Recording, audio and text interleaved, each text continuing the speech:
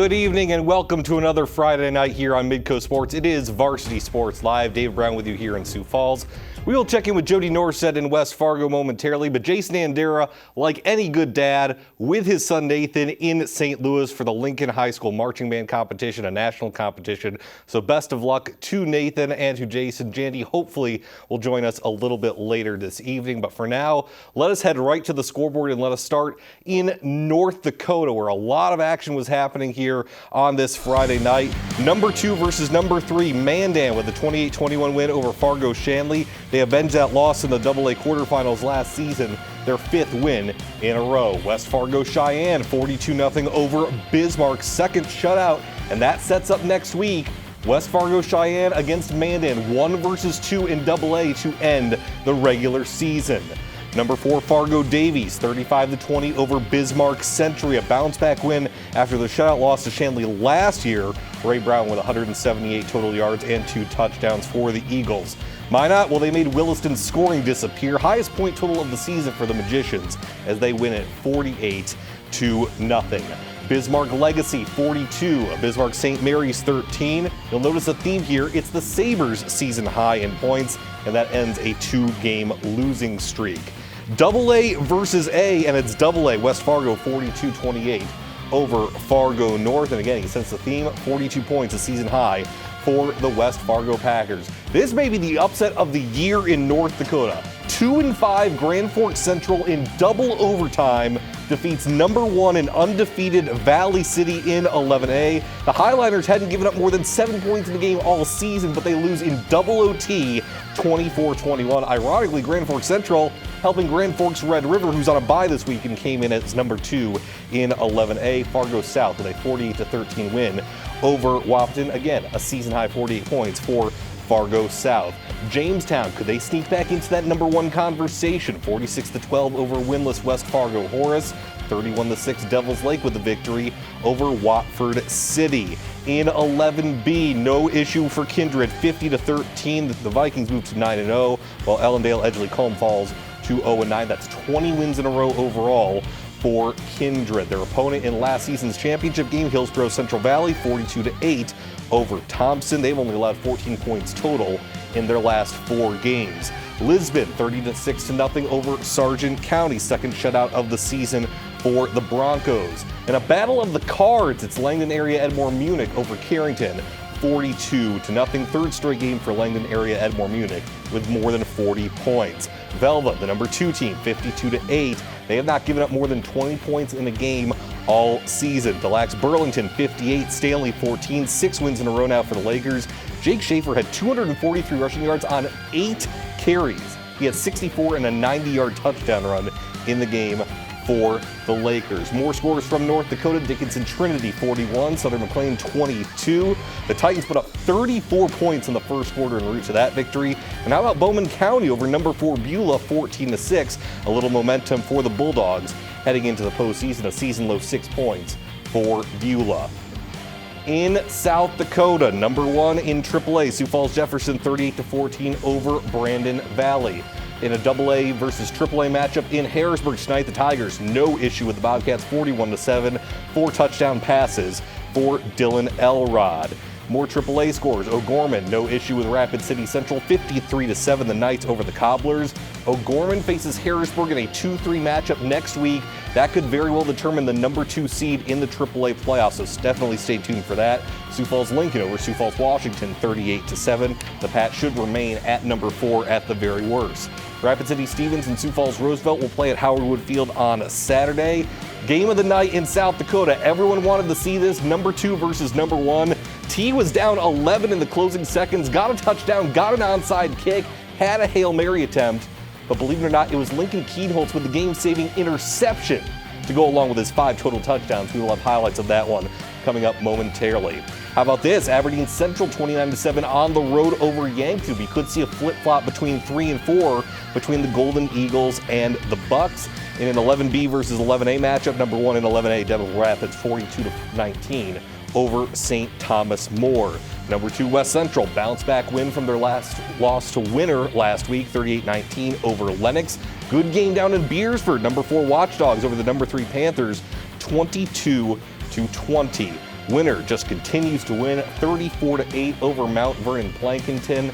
And then Elk Point Jefferson. They had only given up 14 points all season. They gave up 14 tonight, but it honestly does not really matter. 28-14 is the win for the Huskies over the Seahawks. More scores, this time in 9-man for South Dakota. Canastota 22-8 over Platte. Geddes. Noah Kleinsasser had 163 rushing yards on the ground.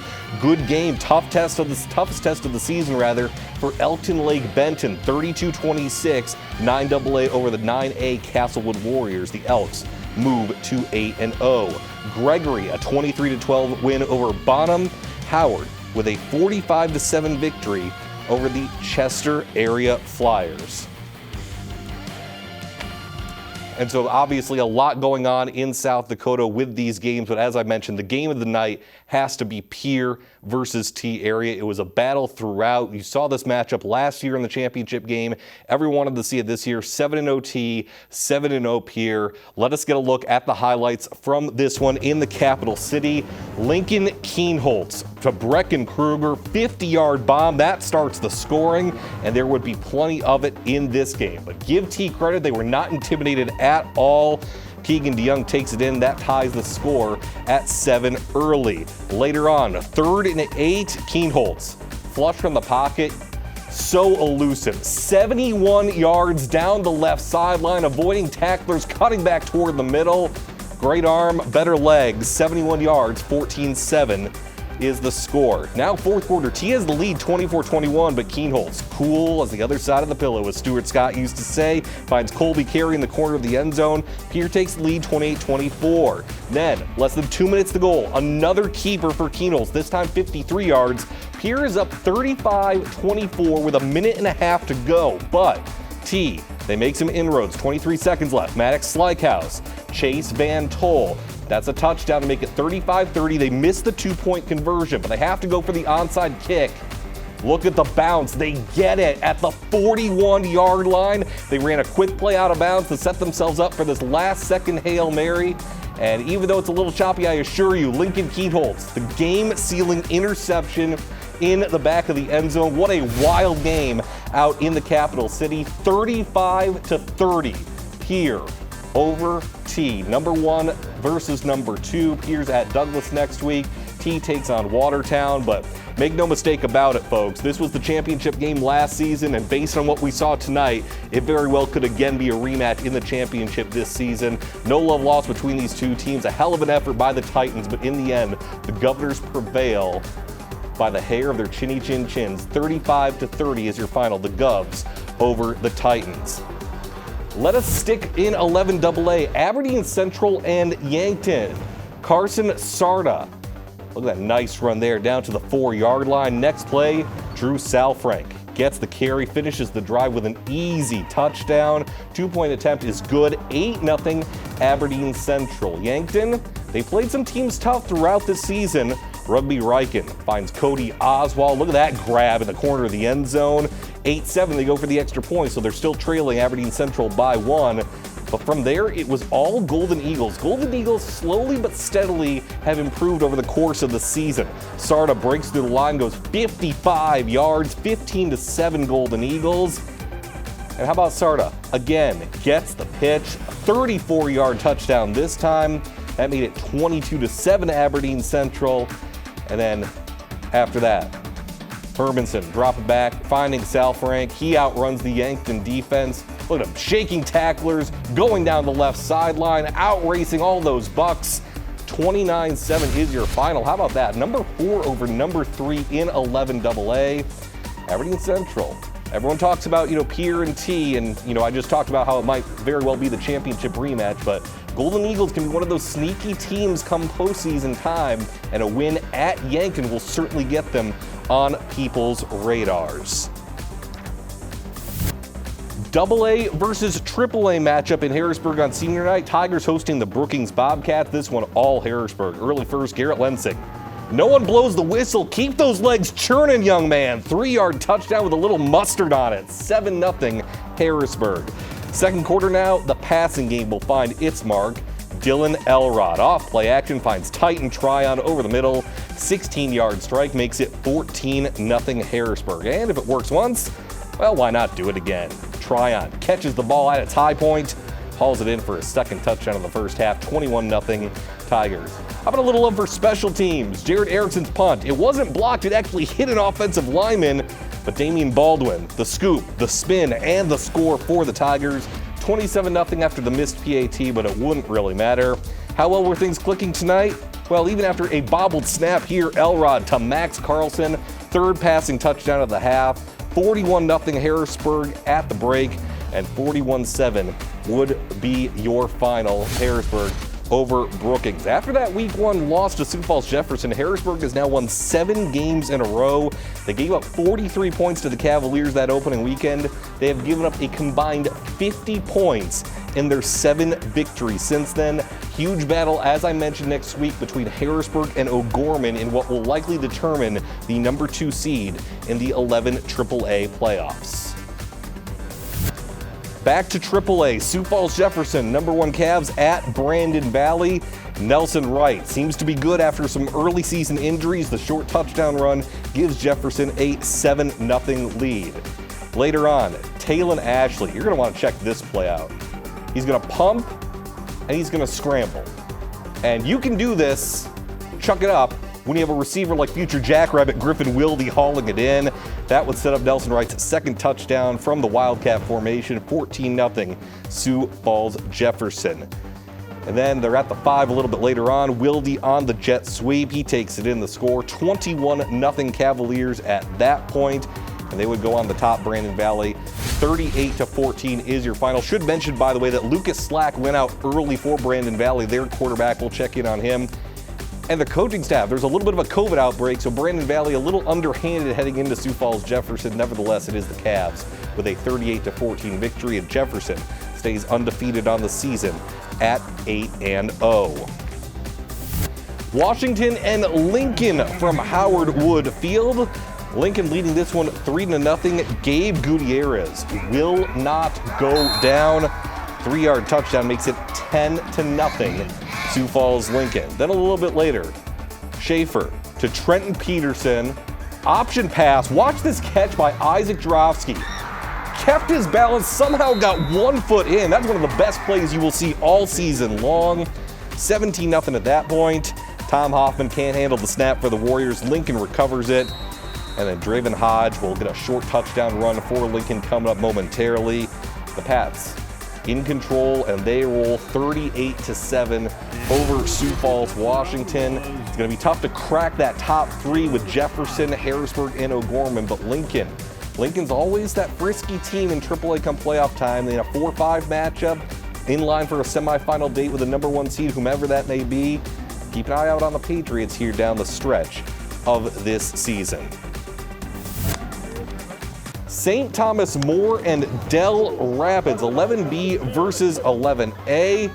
Early on, Jack Henry rolling, finds Braden Pankonen for the first score of the game. It was a 7-minute opening drive for the Warriors, and they lead this one 7-0. But the Cavs, they tie it back up here. Matthew Larson takes the handoff and takes it in for the score. Cavaliers have also been a great team out west, 11B, 7-7 at that point. 4th down for Dell Rapids. Jack Henry rolling, finds Chase Jones. That makes the score 14-7. Great 4th down conversion for the Warriors. Then a little bit later in the second quarter, Braden Pankonen. Mentioned him once, we're going to mention him again. He scores again. That gives the Warriors a 21-7 lead going into halftime. Second half would start with a Dell Rapids stop, followed by a nice drive, capped off by, yet again, Pankonen. Another touchdown, his 3rd of the ball game. That increases the lead to 28-7 Warriors. And of course, you can't celebrate in Dell Rapids without listening to Cotton Eye Joe and the cheerleaders celebrating 42-19, the Warriors over St. Thomas More. They are at Dakota Valley. That's going to be a great matchup, 1 versus 3 next week in 11A. Beresford tonight, taking on Dakota Valley. This was a fantastic game from start to finish. Early on, Peyton Friedrich, 4-yard touchdown. They missed the 2-point conversion, but the Watchdogs go up 6-0 over Dakota Valley. Second quarter, Panthers, they strike back. Ethan Anema, not anemic here, rolling the lefty to Jackson Hennies. 7-6, Dakota Valley retakes the lead over Beresford. A little bit later in the second frame, Jackson Tadlock, 13-yard touchdown run for the Watchdogs. Back and forth we go. It's Beresford, 12-7 over Dakota Valley. 4th and 9 conversion coming up here. Just lobbing it up is Anima to Randy Rosenquist coming on down. What a conversion. And then a little bit later, another 4th down. This time 4th and 5. Another lob up, but Rosenquist hauls it in. What a grab. 10-yard touchdown. Dakota Valley retakes the lead, 14-12. A back and forth affair, nothing else you'd expect from an 11A matchup between the number 3 and number 4 teams. In the second half, a safety here. Landon Church sacks Anima, so now we're tied 14-14. Then, after the safety, you have a shorter field on the kickoff. Jack Stanen, he's going to have a nice return here for Beresford. Look at a little trickeration there. Find some space down the side. And again, it's a nice return for Beresford. The very next play, Tadlock, 37 yards to pay that touchdown run would give Beresford the lead. Dakota Valley, late in the 4th. Trey Peel is going to sneak in here from 1 yard out. I say sneak, of course, being the operative word. When you take it from the shotgun, it's not really much of a sneak. But either way, the 2-point conversion attempt, unfortunately for Dakota Valley, as they try and tie, it's no good. So take that into account, take the safety into account, and Beresford wins by that 2-point margin, 22-20. Fantastic game between the Watchdogs and the Panthers. Again, Dakota Valley, they're going to have to turn around quick as they face Dell Rapids. Beresford is at Lakota Tech. Mount Vernon Plankinton hosting winner tonight. Get a look at the Chad Greenway press box. Riley Orrell picks up the first touchdown of the game. That puts winner up 6-0. Warriors tried to stay in command early, but after this Blake Vollmer pass to Ethan Bartles, a little too much space, a little careless with the ball. He coughs it up. Drew Gerlach scoops it up for Mount Vernon. And then the Titans, they would capitalize on that turnover. Reed Russ keeps it himself for the touchdown. They get the 2-point conversion. Mount Vernon Plankinton is up 8-6. But then, winner, Carson Kaiser. He's going to take the end around, and then watch this at the end. How about the Madden hit stick? Boom! I am getting into the end zone.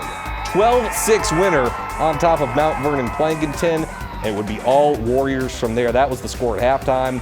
Back from the half, Vollmer keeping it himself on this long touchdown run. That made it 20-8 winner. Mount Vernon, they're going to try to answer. They try a little trick here with the QB option, but unfortunately for them, Bruce is going to fumble it. Winner recovers, and they're going to take it right back down the field again. Winner, one of their main guys, Aiden Barfus, we haven't mentioned him yet. We're going to mention him right now. Takes it in this time, 28-8 at that point. And winner, once again, on the winning side of the ledger, 34-8 over Mount Vernon. They will undoubtedly be the number 1 seed as we head into the 11B playoffs, which start next week for both 11B and for 9-man schools in South Dakota. Platte, Geddes, and Canastota. Canastota's had a daunting schedule, and Platte Geddes, well, they were going to make the Hawks pay early. Caden Oberbrook then recovers the fumble here for the Panthers. And then Platte Geddes would score on the ensuing possession. The handoff here to Joey Foxley. Cuts back, avoids defenders, and then I'm going to hit the circle button on the PlayStation controller. 6-0. Platte Geddes with the early lead. But unfortunately for the Panthers, it would be all Canastota from there. Tage Ortman takes advantage of this errant throw, diving interception. And then he would do it himself on the offensive end as well, taking it in himself here for the touchdown run. That gave Canastota the lead, and as I mentioned, they would go on from there. Ortman finds Noah Kleinsasser. Nice pass, nice moves down the sideline for Mr. Kleinsasser. And then he'll get it again here on the option pitch and take it in for 6. And then if it worked once, if it worked twice, why not do it a third time? Ortman to Kleinsasser once again. This time, a little passing touchdown. Well, after Ortman gets inside the 5-yard line, then he's going to hand it off to Kleinsasser. 22-8 Canastota over Platte Geddes in this one. Again, Canastota shows you how tough their schedule is. They were receiving votes even though they had a below 500 record. There'll be a frisky matchup once the playoffs get started here in 9-man football for South Dakota. Castlewood and Elkton Lake Benton early on. Elkton, Ryan Krogh. Boy, he's elusive. Busting through tacklers. Touchdown makes it 6-0. And then the 2-point conversion to add on to it. Krogh. Look at that. Michael Leet, watch out. Good job hanging in there for the 2-point conversion. No wonder you showed that highlight. You wanted me to give you props, didn't you, Michael? Castlewood comes right back. Carson Kerwan. Touchdown run here. 2-pointer no good, however. So it's still 8-6 Elkton Lake Benton. Then, later on, Krogh going up top. He's got his man in the back there. Tanner Stein coming on down. 14-6 Elks. Castlewood. They would not go away. Again, this is a 9A versus AA matchup. Castlewood, they honestly gave Elkton Lake Benton their biggest test of the season. Another run from Kerwan, another 2-pointer, no good. Then, later on, Castlewood rolling, scrambling, ill-advised. Hey, Krogh can do it all. He throws it, and then he gets an interception return for a touchdown. Do it offensively and defensively. 20-12 at that point. Elkton Lake Benton. Castlewood comes back again, and once again, it's Kerwan. Busting through another touchdown, his third of the ballgame. Once again, they could not convert the 2-point conversion. They're down 6 late. They have a chance here for a late Hail Mary. And look at that.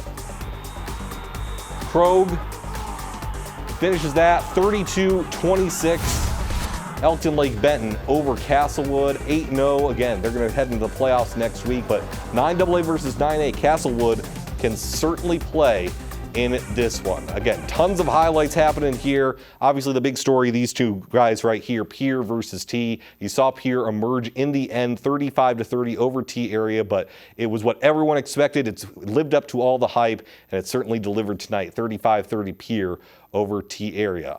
I'm going to take a breath and let Jody take over when we come back. Plenty of highlights up in North Dakota. You're watching Varsity Sports Live on Midco Sports. You're watching Varsity Sports Live, presented by Farmers Union Insurance.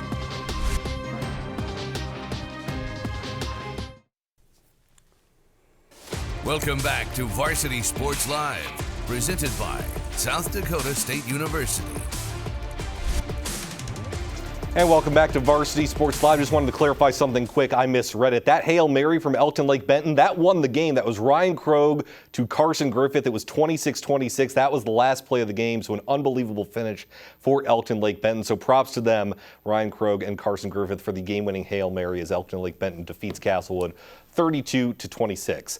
So now that that housekeeping is over, I'll let Jody clean things up from here. What a night in North Dakota. You had one of the biggest upsets of the year with Valley City going down, and then a lot of interesting things in AA, which is setting up a big matchup next week in AA. Yeah, how about those Grand Forks Central nights? A double overtime thriller.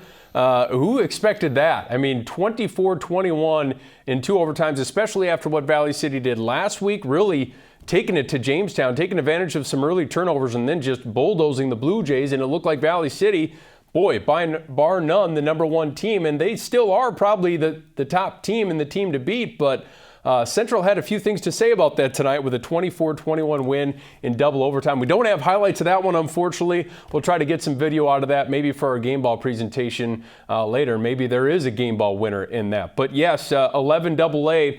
You know, Century, one of those teams on the outside looking in right now. They've won 2 in a row. They were trying to upset 4th-ranked Davies. And then you had the top 3 showdown. Number 3 Shanley against number 2 Mandan. Winner of this one kind of gains that inside track of possibly hosting 2 games in the playoffs and getting that number 2 seed. So let's get to that game. First meeting between these two since the Deacons beat the Braves in the quarterfinal round last year, 35-20. 2 explosive offenses. Mandan #1 in scoring at 11 AA. Shanley at number 2 on senior night. Let's start with a little Mandan magic on the offensive end. Max Carlson to try Frank. Boy, the receivers that Max Carlson has, so big. And Mandan kept capitalizing on Shanley turnovers early in this game. This time he's going to go 7 yards to his other wide receiver weapon, Carson Jablonski, who continues to catch touchdowns this season. Jablonski is in and Mandan is up 2 touchdowns. Student section getting into this one. They sense how big it is. Look at how full that crowd is, even on a chilly night. And then Rustin Mendenwald is going to pick off Michael Rosberg here, and watch Rustin go. Running down the sidelines. Even wearing the pink underneath, baby, to support the fight against cancer tonight. A lot of pink that I saw on the football field. And then Lincoln Wiseman converts, makes it 21-0. All of a sudden you're thinking, boy, Braves are going to run away with this. But Shanley, you know that their offense is going to find a way to get back into a football game. Adam Leininger with the catch to the outside, gets in, makes it 21-7. And then Mandan is going to force a fumble here. Revan Davenport is going to strip Leininger. Watch this. One guy gets him low, and then you're always taught second guy go in there and try to rip the football loose, and he does just that. Mandan thriving off turnovers in this one. Carlson, 41 yards on the hook up to Frank, and Mandan up 3 scores again. Stiff arm to capitalize in the end zone. Frank makes it 28-7. Then Rosberg slinging right back here. This is all in the second quarter still. 30 yards to Caden Chrisman. Mandan up 28-14. Let's head to the fourth quarter. Troy Mattern trying to figure out how to beat this team. Mandan has struggled against Troy Mattern-led teams so far throughout really eternity, going back to when Mattern was at South. But here comes Michael Rosberg to Sam Oshik. Mandan's lead cut to 7. But back comes Matt Carlson in that offense to Medenwald on a 3rd and 20. They capitalize, and they are able to run the clock out. The Braves defeat Shanley, get a little bit of revenge from last year's playoff loss. Mandan improves to 7-1 and looking like that solid number 2 team behind Cheyenne, who, by the way, they will play next week. But tonight, it's all about celebrating a big win over a high-powered Shanley offense. Great job. You know, that's a team that averages, I think, around 35 points, held them to 21. Great job by our defense. That's been a big emphasis all week, and I mean, we came out and we got it done. We beat Davies week 1, another high-level team, and then we flunked to Minot, and we believe that we can compete and beat all these high-level teams, and we came out and showed that we can. A win for Davies tonight, and the Eagles secure a home playoff game after missing out on a dance a year ago. Easier said than done against a desperate Century team that's won 2 straight, but sitting on the outside of the playoff picture. Davies 1-8 all-time versus Century going into this one. Mason Claybo on the scramble.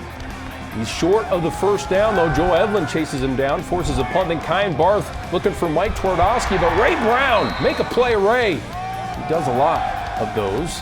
He gets the interception. Then Barth trying to buy some time here with his legs, but he's sacked by NDSU commit Brendan Palmer off the turnover.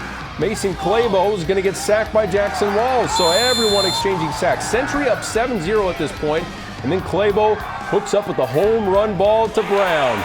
We saw him get the interception. Now we're going to see him get behind the defense. 83 yards for the touchdown strike. The extra point ties it at 7 apiece. That's late in the second quarter.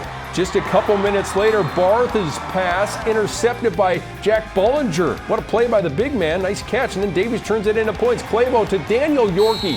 How about that catch? Holds on to it while he's getting drilled in the end zone. Makes it 13-7. Century. Now it's Barth again. This time to William Ware. Another toe tap touchdown for Century. Are you kidding me? Brynjolfsson had one last week, and then William Ware with a big score. This is the fourth quarter now. Davies putting the game out of reach.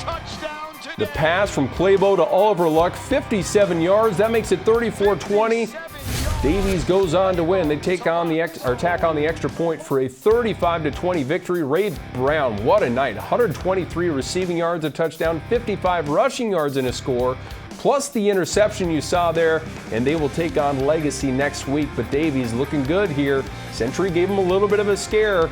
And for the Patriots now, the playoff hopes on life support as they play Bismarck in the big rivalry game next week. No team in 11AA has been more consistent the last month than Cheyenne. The top-ranked Mustangs trying to push their win streak to 6 games, hosting that winless Bismarck squad. First drive, 4th down, Connor Harbison and friends force the turnover on downs. Defense coming up big, sets up a 30-yard field goal attempt, but it's way short. But watch, the ball does not go into the end zone, so it's live. Nobody knows that until Noah Olson picks it up, and boy, he's going to find his way into the end zone for one of the more remarkable touchdowns you'll see, 95 yards. Cheyenne is up 7-0 after the kick. End of the first, Caleb Deere on the keeper on the option. 5 yards, he scoots in, 14-0 after the kick. And then first possession of the second for Cheyenne, the home run ball. Deere to Dylan Bile. Nobody home in that Demon secondary. 79 yards. The big plays were clicking and the big points were clicking. If you're a Mustang fan, you like this one. 42-0. Cheyenne keeps rolling. They play Mandan in what will be a 1 versus 2 showdown next week, right before the playoffs. How cool is that? The first ever meeting between St. Mary's and Legacy was high-stakes football. Saints trying to cling to that A spot in the QRF, while Legacy wants to solidify its own playoff hopes after losing 2 straight. First quarter, Saints with a nice drive here. Tommy Kralik to Caden Willer. Great effort, makes it 6-0 Saints, but all Sabres after that. Logan Miller to Wyatt Kraft, one-on-one, are you kidding me? Against Kraft, 40 yards he's in, makes it 7-6. They led 21-6 at the break. Third quarter now, Sabres. Fullback Mitchell Wald takes a handoff. Boy, look at that, pulling away from the St. Mary's Saints. 47 yards. Sabres lead it 28-6 after the PAT. They win in a rout tonight, 42-13. Sabres looking good. They're going to be hungry to try to knock off Davies next week on the road in the final regular season game. Shanley and St. Mary's will tangle in a game you'll see right here on Midco Sports on Thursday night. Our game ball winner from this past week, Peter Haugo and the North Spartans playing up a class, visiting West Fargo. Packers trying to bounce back after that rivalry loss to Cheyenne last week. Good first drive for the guys in green. Colt Tiedemann going to cap it off. The quarterback with a tough run to get in from 6 yards out. West Fargo leads it 7-6. Ensuing drive, if you've watched Varsity Sports Live, you know this guy. Peyton McGregor. Oh, here we go. Peter Haugo, 5 touchdowns last week, picks up right where he left off. 10-yard score, North on the board, extra point block, 7-6. Here we go. Here's Peyton McGregor. You'd also know Peter Haugo's name, too, from watching Varsity Sports Live. But McGregor with another outstanding catch. And then, why not a reward once he gets to the end zone? Another catch by McGregor, and he's in. Makes it 14-6 Packers. North marches down to the 1-yard line on their next drive. 4th and goal from the 1. They're stopped. A huge stand by that Packer defense. Bend but don't break, baby. Ensuing drive, they go 99 yards. Tiedemann on the run sends a whistler to Keaton McGregor. Great catch, great tightrope right in front of me, running the camera. The junior gets a big gain. That sets up this angry run by Leighton Hoffman. Get off of me. 6 foot, 195 pounds, a Packer that packs a punch. 13-yard score. West Fargo up 21-6 with 20 ticks left in the half. North trying to go for a home run ball to end the half. Not with McGregor back there in the secondary. Intercepts it. He ends up with a good return here, but time does run out on the drive. They had 4 seconds. Threw an incomplete pass, but still a 21-6 halftime lead. Third quarter, here comes another Packer INT. Hoffman with the toe drag swag. He was in. I went back and double-checked it. And then after a stop on D, Adam Rowland Spartans get the ball back, and they're going to capitalize here. Haugo with his second score of the night, up to 19 rushing touchdowns on the season. That's a Spartan record, and the lead is down to 21-14 in the third. But the home team answers again. Future bright for this young man. Tiedemann to freshman Ian Scarry. Look at the speed from Ian, and to make it even better, it's his birthday. Happy birthday, Ian. First varsity touchdown last week. This one is number 2, and he added a third. Packers in front 28-14. Both teams slugging it out until the final horn tonight. West Fargo wins it, though, 42-28. Hoffland and Scarry with 2 touchdowns apiece. Haugo with a pair of scores for North. The Packers move to 4-4, while the Spartans drop to 5-3. West Fargo against Mandan next week. North, a big tilt against Jamestown next week. Matchup of the night in 11AA. Wahpeton and South, both with 4-3 records, both with signature wins. Wahpeton beat Jamestown, South beat North. Here comes Demarion Semenko rolling up in a Husky defender. Bruins up 7-0. 4th down for South here. Brevin Wark, the screen pass to Emmanuel Spy, making men miss. Gets a big block and just green turf in front of him. It's 14-zip. Wahpeton gets a pick here. Trying to cut the deficit. Bjorn Kubla avoids a sack, gets the pass away, and it's the Bruins with a pick of their own, though. Spy making plays on both sides of the ball. Tackled deep in Husky territory. Bruins not done. Wark finds Dwayne Mitchell open. Misses a tackle, does his best Lamar Jackson impersonation with that juke. 1 man left. Fargo South up 3 scores late in the second. Wahpeton did not have starting quarterback Bo Arnstein tonight. He was out with an illness, so a tough break there for the Huskies as they really could not compete tonight against the South Bruins. South with a big 48-13 win before they take on Valley City, who was number 1 entering the night, but they will be pretty ticked off after that double OT loss to Central. Hillsboro Central Valley taking on Thompson. Burrows get the top seed with a win or loss by 15 or less. Thompson needed a win by 16 or more to get the region title. Let's take a look at the highlights between these two teams. Hillsboro Central Valley taking on Thompson. Thompson needed a win by 16 or more to get the region title. Interesting sidebar, the two quarterbacks squaring off are the sons of their head coaches. This is Jake Starcevic going for the big ball, but it's intercepted by Riley Olson, Scott Olson's son, the head coach of the Hillsboro Central Valley Burros. So they go at it right away. Now early in the second, Landon Olson's going to put the Burros up 6. Watch this run by Landon on a 3rd down. Rumbling through. That might be an angry run candidate too. Later in the second, Cole Hebel going to get a big run. Watch Cole, and this is on the road, and no one's there to stop Hebel. Someone missed their run fit, and he takes advantage. 14 rip Burros, and then right before the half, Landon Olson again, and Hillsboro Central Valley really has come out and dominated the last several weeks. They have looked like a very sharp football team. That's Riley Olson getting in there. Midway through the third now, Burros lead 21-8. Watch Landon Olson go. It's an Olson here, Olson there. This run is going to put him up on the doorstep. A couple plays later, he's going to break through. They do play on a baseball field, so sometimes you get the dirt flying around for Thompson, but a lot of high fives in the crowd, a lot to be happy about. And these two schools, huge rivals as well. There's Landon Olson fighting for a couple extra yards, and then here comes the knockout blow. Olson to Peter Dryberg on the shovel pass. Peter gonna put this one to bed against Thompson on the road. 35-8, all Burros in this one. 42-8 is the final to take home the region title, but it's a little sweeter when it's done against a rival like Thompson. Well, it feels amazing. It just makes it that much better that to beat Thompson to win the trip. Now we got to focus on next week, and so we can make it to state. That's our next goal. With our ultimate goal to be make it to state. If we can get blocks up front like we did tonight, the run game will be wide open. Once that run game gets wide open, we can pass, and the whole entire offense will lead up, and no one can stop us in the state. Elsewhere in that region, Langdon beat Carrington 42-0, so Langdon Enmore Munich is into the playoffs. The last remaining playoff spot in 11B between these two, Sargent County and Lisbon. Lisbon in with a win. Sargent County needs a win and some help. Broncos without Bowden Greenlee, their starting quarterback, but Wyatt Olson looking pretty good. Levi Svem, he hits for 38 yards, makes it 8-0. Sargent County trying to find a spark. Sophomore QB Michael Hoisted drops back, hits Gavin Christensen across the middle. Big gain for the senior, but the drive stalls. Second quarter now, big hole for Mike Nelson. He's going to rumble in from 9 yards out. Nice job by that offensive line. Broncos add the 2-pointer for a 16-0 lead. Then third quarter, Broncos put lineman Grant Lyons in the backfield. I support this. Just call him the fridge. 6'2", 280. The senior gets in. Broncos take a 22-0 lead, and they are playoff bound with a 36-0 shutout win. So congrats to Lisbon on getting in to the playoffs. That's why we have that Bronco helmet right out front here on the set. Mike Nelson finishes with 20 carries, 129 yards, and a touchdown. So the Broncos are in. Langdon Edmore Munich is in. Hillsboro Central Valley wins the region championship tonight. Big wins for Davies and Shanley falling tonight against Mandan. So congrats to the Braves on a big W. Well, we have a few things more to sort out. We'll have more on the 9B playoff outlook.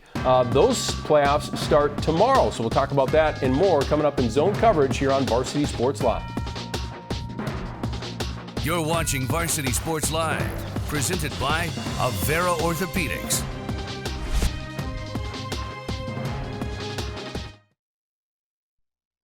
Welcome back to Varsity Sports Live, presented by Farmers Union Insurance. Welcome back to Varsity Sports Live here on Midco Sports. We'll bring Jody Norstead back in, and as we kind of alluded to, West Fargo Cheyenne, they really had no issues with Bismarck tonight, but the 2-3 matchup between Mandan and Fargo Shanley was obviously of interest. It's Mandan coming away with the victory, which, as you just said, sets up a 1-versus-2 matchup to end the regular season next week.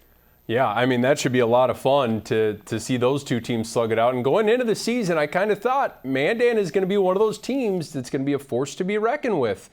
just with the amount of offense that they had returning, their defense has made some big improvements. And boy, if they don't lose that hiccup game to Minot that they lost earlier in the season, they'd be undefeated going into this final week, and they'd probably be the #1 team. But Minot was able to knock them off. I think that was 35-26 back on September 9th. But ever since then, they have been rolling. Lincoln Wiseman running the ball really well. Max Carlson finding his receivers. Carson Jablonski, Tri Franken. Shanley has a talented group too on that side. If Shanley doesn't turn it over the amount of times that they did tonight, that game might be a whole lot different. But Mandan able to pull out the victory, and congrats to Todd Sheldon and his team. And here's Coach Sheldon afterwards, who was just relieved to finally get over a hump, so to speak, against Troy Mattern and the Deacons. Beating a Shanley team, beating a Troy Mattern coach team is something that we've struggled to do over the years. In fact, I think this is the first time we beat a team that's Mattern's coached. And they're well-coached, well-disciplined kids. They're kids that hit the weight room. They're a really good football team, so it makes it even that much more fun to see our kids successful tonight. So a big win for Mandan is, again, that sets up now that matchup with Cheyenne. So you get past one hurdle. Now good luck trying to clear that other hurdle and beating a Mustangs team who is humming along right now in 11AA. For Hillsboro Central Valley, one of those teams that locked up a region title. So Hillsboro Central Valley is a region champ. Kindred is a region champ. Beulah won the region championship last week as well in their region. In Velva Drake Animus Garrison picked up a win tonight over Ray Powers Lake 52-8. So those are your 4 region champs in 11B. But Scott Olson and his team, I mean, in week 2 they lost 36-0 to Kindred, and you're kind of thinking, boy, they really got blown out. Are they going to be okay this season? And here they come, just rolling along down the stretch of the season. They picked up a big win over Bottineau, 27-0 a couple of weeks ago. And now tonight, an emphatic win, 42-8 over the rival in Thompson. Let's hear from Coach Olson. Minor goal is to be region champions, and our major goal is state championship. It doesn't matter from year to year if you lose 22 seniors or not. The goals don't change. We've done that for 13 years, so I don't know. We're not going to change anything, and it works. And we got the playoff teams. If you can rush the ball, you got an advantage. And you know, it's interesting that Coach Olson says that, because once you get to this time of year, if you can run the football like they were able to do tonight, and like a lot of those other teams that kind of have success in October football, that is so important. And that's something that Cheyenne, I had a stat that I tweeted out earlier today. I don't know if you saw it, but Cheyenne and Century are like, Cheyenne's like 27-3 over their last 30 in October, now make it 28-3. And Century was like 30-2 over the last, since 2015. They lost tonight, but teams that play really well in October that are known for notoriously running the football. And then, of course, we got 9B playoffs coming up tomorrow, David. And obviously the region champs all got byes, but I think one of the big matchups I'm going to look at is Kidder County at Hettinger County. It was 16-12. The Huskies won it in the regular season. They have Cole Manilovitz, a really good quarterback that will be running the ship there. So that one could be interesting. The other matchups, I'm kind of siding with the home teams on a lot of them. I don't see a lot of upsets happening, but that's one that might be tricky, and we'll be at that game. And, of course, it's just amazing to think we're mid-October and it's already playoff season. You got to love it. Yes, 9B playoffs will click tomorrow, and then 11B playoffs next week, and all those games are on Saturday. And of course, we have high school football on Thursday next week too, so remember to watch that. We'll have Shanley St. Mary's, which is always a great rivalry for those two private schools, and Shanley will no doubt be a little bit ticked off at what happened this evening against Mandan. They'll try to get back on the ship, taking on a St. Mary's team that would love nothing more than to spoil Shanley's regular season finale too. But of course, as you said, first things first, tomorrow, the start of 9B playoffs. As you mentioned, you'll be at some games, and we look forward to seeing the highlights next week. Thank you again, as always. Yeah, thank you, David. Hey, filling in nicely without Jason Andera, your wingman. There you go. Thank you. And Jandy, well, we're going to bring him in just a bit. But first, we got to hear from Canastota. Canastota, we mentioned a little bit earlier, just one of those teams that had a rough schedule to start out at, a lot of close games, but they get the victory tonight over Platte Geddes, 22-8. I should say this afternoon. They played at 2 o'clock. And James Strang mentioned both the playmakers and the maturity of his team as their reasons for victory here this afternoon. You know, we started rallying a little bit late there, and, you know, we always are a bend but don't break kind of a team, and so it's nice when we can do that. I was a little bit nervous giving them when we were giving them the win in the third quarter, but our defense held. We did a nice job. A couple of big plays out there by Caden Scott, Noah Kleinsaucer, Tage Ortman coming up nice. Really big plays out of those boys. Again, Canastota gets the win 22-8. And now, making a grand cameo appearance from St. Louis, Missouri Live, it's everyone's favorite high school analyst, besides Jody Norstead. It's Jason Andera in a hotel room. I think it's a hotel room. I can't tell where you're at. It's that very bland background, but you're somewhere in St. Louis. I don't know if you can hear me, David, but I couldn't hear you. But I'm going to talk about what I found out in high school football tonight. And it really starts with winter. Tonight, they put their 30th consecutive win together. Put that in perspective. They have not lost since their head coach, Trent Olson, took over. And in the last 3 weeks, they beat an undefeated team 34-8, an undefeated team 46-12, and another undefeated team 36-0. An absolute showing of just how good this winter team is. They are unbelievable. Another point, watching that Pierre game tonight. Pierre and T was everything it was led up to believe. The first 2 drives of the game, both defenses held. After that, the offenses really did their thing. And just as we thought, T was going to try to take the whole clock, and they did. They ran the ball up and down the field. Pierre tried to pass the ball, and they did a very good job of that. But how about Lincoln Kienholz putting a 200-200 game together, 200 yards on the ground against a T-area team that had yielded 26 yards per game on the ground. And the quarterback put up 200 yards. So an unbelievable performance by the best player in the state. Let's just call it what it is. He is the best player in the state. And then I have to talk about the Hail Mary at the end of the Elkton-Castlewood game for the DVC championship. That game was locked, and it was close. Elkton has had an awesome year. Castlewood is a team to watch in 9A, folks. Carson Kerwan has been out most of the year. He came back. He scored a couple touchdowns for Castlewood, got him in the game. But in the end, Ryan Krogh does what Ryan Krogh does, and he might be the player to beat in 9AA. And when you have a player like that who can just make plays, and Carson Griffith to go up and get that last catch and make it, well, Matt, what a finish. And both of those two teams looking for big things in the 9-man playoffs coming up here very soon. It's been a lot of fun watching high school football online tonight, but hope to get back in the studio with you guys next week, David. Absolutely. Best of luck to Nathan in the marching band competition with Lincoln this week, but thank you so much, Jandy, for your time in St. Louis. You do it all. You just do it all, Jason. Thank you very much. Once again, Jason Andera joining us from St. Louis. And I will just give a couple of my initial impressions just based off of what Jandy said. Obviously, the Pierre T area game, he touched on it. Just the amazing ability of Lincoln Kienholz, his ability with his arms, with his legs.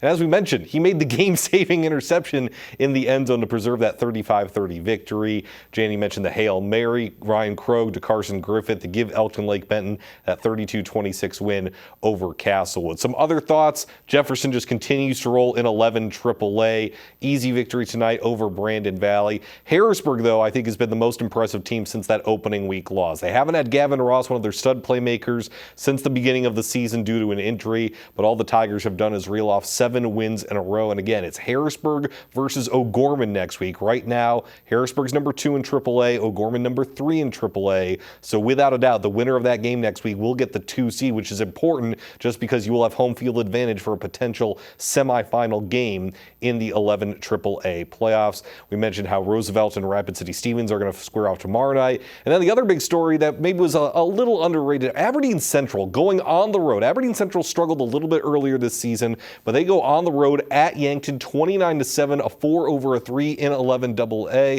Obviously, Pierre and T are the top teams in AA, but Aberdeen Central, if they can win on the road at Yankton, that kind of proves their might, gives them a little bit more confidence. So watch out for the Golden Eagles. I'm not predicting they're going to make this Cinderella run, but I don't think any team, whether it's Pierre or T, would like to face them in those AA playoffs.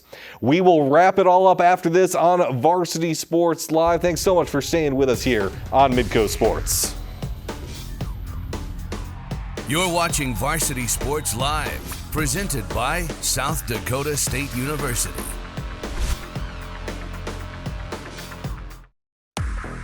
Welcome back to Varsity Sports Live, presented by Avera Orthopedics. Big game in college football tomorrow. The Dakota Marker pregame at 2, kickoff at 2:30 between South Dakota State and North Dakota State. We'll bring Jody back in. Another hard-hitting episode. Let's see if these helmets can fit over our big egos and our big heads here. There you go. Hey, big region win for Hillsboro Central Valley, so I'm putting the Burros on. I got the Govs on. Good luck, everyone. Good luck to the rugby had a big win tonight, too. See you next See week. you guys later.